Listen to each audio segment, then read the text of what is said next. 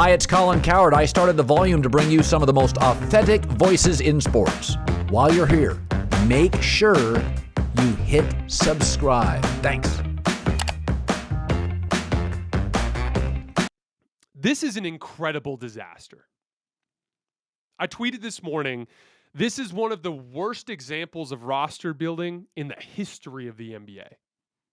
The stat that I use to demonstrate that is that this year's Lakers team, with LeBron and Anthony Davis on the floor together, by net rating has underperformed relative to last year's Lakers team with LeBron and AD off the floor. So last year's Lakers, no LeBron and AD, better than this year's Lakers with LeBron and AD. Think about how difficult that would be to pull off. Think about how bad you have to be around those two for that to be the result. And like we've said, everyone's guilty. It requires dozens of things to go wrong for that to be the case. And everyone's to blame. Jeanie Buss is to blame for constantly relying on what's familiar to her instead of putting people in charge and seeking out people who are qualified for the job. She's also not as rich as other owners and certainly not as willing to spend, which for this particular Lakers team is a big problem. We went step by step through everything Rob Pelinka has done wrong in the last couple of years to shortchange what this team was capable of. And then LeBron and Klutch, they flat out missed on Russell Westbrook. They were the ones who pushed for him.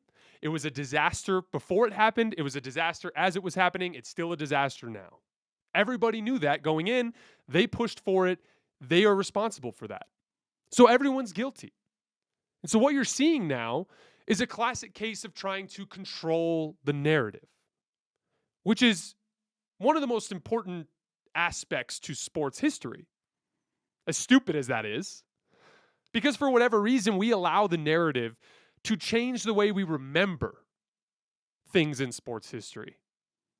LeBron wants you to look back at this season as Jeanie and Rob's fault.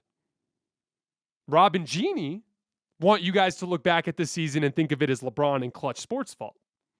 And they are trying to control that. And it works. Look at the 2017 finals. You're probably in one of two camps. You either think Kevin Durant outplayed LeBron James head-to-head, or you think two basketball teams played each other. One team had way more talent, and the one team that had way more talent easily won. That's the way you would look at it, right? If you watched those games and you saw what happened. There was an attempt to establish a narrative that Kevin Durant and LeBron were playing one-on-one in that series. And so if you buy into that, that's the way you remember the 2017 finals. That's how powerful these narratives can be. That's why LeBron's playing this game. That's why Rich Paul called Stephen A. Smith the other day to say, hey, go on First Take and tell everybody that Rob Pelinka was lying. That's why Jeanie Buss is going to Mark Stein and attempting to change the way that we view this season. Now the question becomes, is this all posturing? Or are we headed towards some kind of blow up here? Because I like to think that LeBron has no intention of leaving the Lakers. That's just what anybody who's paying attention to the situation would tell you, right? LeBron loves it there. He loves being in LA. He loves being around all the other celebrities. He loves rolling up to Sierra Canyon games to watch his kids play and doing all of the things that he does when he shows up to those games. He loves everything about Los Angeles. He loves being a Laker. He loves the history. He loves putting on that jersey. He loves playing in Staples Center. And when I was recording that video when I was on the trip, that was where my brain first went. There's no way LeBron wants to leave. There's no way. But things are getting nastier. And that makes me wonder. It makes me wonder if this is heading to some sort of breakup. Because the truth of the matter is I think Jeanie and Rob are a little bit sick of LeBron and Klutch. And LeBron has made it very clear that he's sick of them. But I think what LeBron would prefer is just to regain the power in the situation. He's trying to, a lot of this, aside from the narrative, is him trying to take back power. You know, LeBron tried to manipulate the Lakers into making a bunch of trades at the deadline through the media. Yeah, he straight up went to a press conference and said, "We're not good enough to beat the Bucks, and we can't be good enough to beat the Milwaukee Bucks as currently constructed." He sent very pointed messages, and he got rejected. And that just doesn't happen a lot in LeBron's career. And I think he immediately in a very reactionary way, tried to take back control. And so the way that looks for LeBron is we get to this summer, and the Lakers have some assets, right? They have Talon. They have these 2 first-round picks, the 2027 first and the 2029 first. I think LeBron wants all those sent out to retool the roster around these guys and make another run at it. But it's now in question whether or not Rob and Jeanie would be willing to do so. And they wouldn't be the first to do so.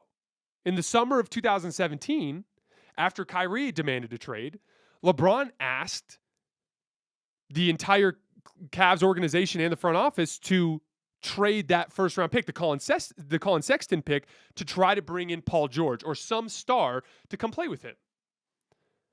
And Dan Gilbert looked at him and said, "Okay, fine, resign.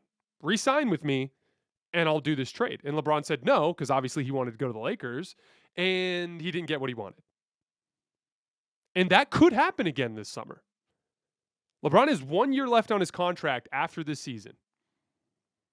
And he doesn't have a player option.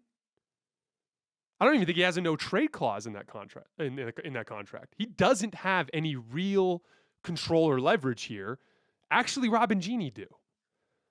And so what I think, if there's one angle that LeBron needs to play here, it's the fact that this team can't win without him right now. They already mortgaged much of their future for Anthony Davis. And in the years leading up to this, they struggled. That's the angle LeBron needs to be playing. The angle LeBron needs to be playing is you can't win unless you have me.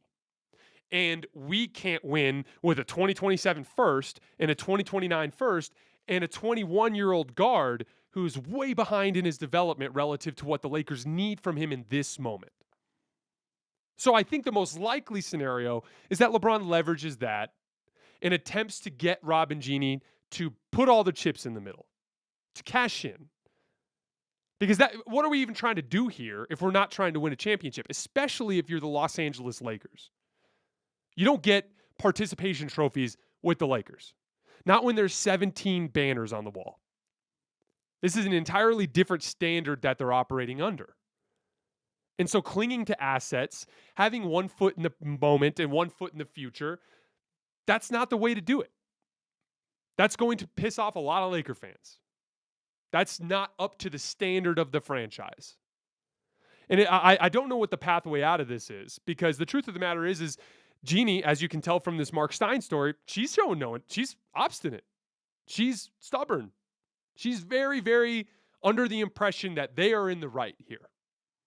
And so is LeBron. So we're coming to a head. And LeBron can make comments like, "I might go back to Cleveland one day, not for sure, but maybe I will." He can say that kind of stuff all he wants. I'm not even sure Cleveland would want him. If LeBron wanted to go back to Cleveland, he would have to take on a different approach than he has with this Lakers team. The LeBron process is chaotic. We've talked a lot about that over the years on this pod. When he shows up, you win. You're going to get a championship. But the process is unbelievable. You're going to send out a bunch of assets. You're going to mortgage the future. There's going to be drama. There's going to be conflict. There's going to be passive aggressiveness. That's all part of the journey. And we're at that part of the journey right now with the Lakers. And obviously, because they're not winning, it doesn't seem like it's worth it. The Cavs have a nice organic core that they've built with really good young players. And make no mistake, if they got LeBron, they'd be a bona fide championship contender. If you could put Darius Garland next to LeBron James with that incredible Allen Mobley front court, they would be extremely difficult to beat, especially if they got some veteran role players in there, especially with Kevin Love coming off the bench. But what in the world makes you think, if you're a Cavs fan, that you want to take on that LeBron chaos when everything with the team is going so smoothly right now? So that's the one angle with this that LeBron's got to be careful with. You're 37 now. You're going to be 38 next season. The Lakers are willing to put up with you. I'm not sure that some of these other young cores that you see out there are willing to put up with you. So that's the other side of this that gets interesting. My prediction is that LeBron stays in LA. My prediction is that they ship off all the assets this summer and that they try to retool around LeBron and AD next year. But there's some bad blood in the water. And if that continues, if this bad blood gets worse, it can burn a bridge. Jerry West is a hero to Laker fans for what he did in his career. And they're not even on speaking terms with Jeanie Buss. Now, LeBron's a little more high profile right now, so maybe that makes it a little more complicated from Jeanie's perspective, but I wouldn't be shocked. That story with Mark Stein is very pointed and very intentional. It's clear that they're not happy with the way things are going.